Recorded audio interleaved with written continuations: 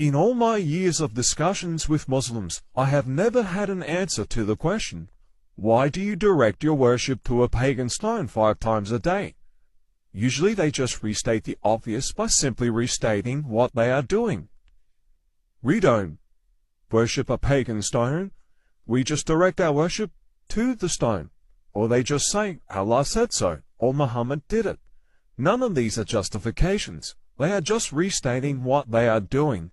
The reason why Muslims have no explanation or justification is because of a doctrine called Tanzih. Tanzih basically means, first, God is so transcendent and outside creation, he can't be compared to anything in creation. That means Allah can't be compared to any created thing. Therefore, the stone cannot be used in an analogy, like the stone is like Allah's strength or something. Because analogy is comparing one thing to another, and Allah cannot be compared to a created thing. Second, God is so transcendent and outside creation that he can't enter creation in any way. So that is why Allah cannot dwell inside the stone in any way.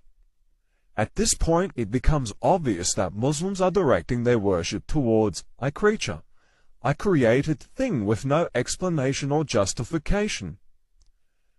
To help Muslims know what a justification is, let's use an example from the Old Testament. The Old Testament God is a Trinity.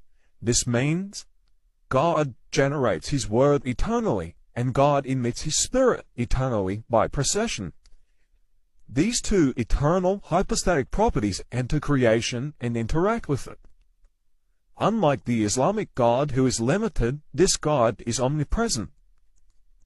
In one aspect, he is transcendent and outside creation, and in another aspect, he is also immanent and inside creation.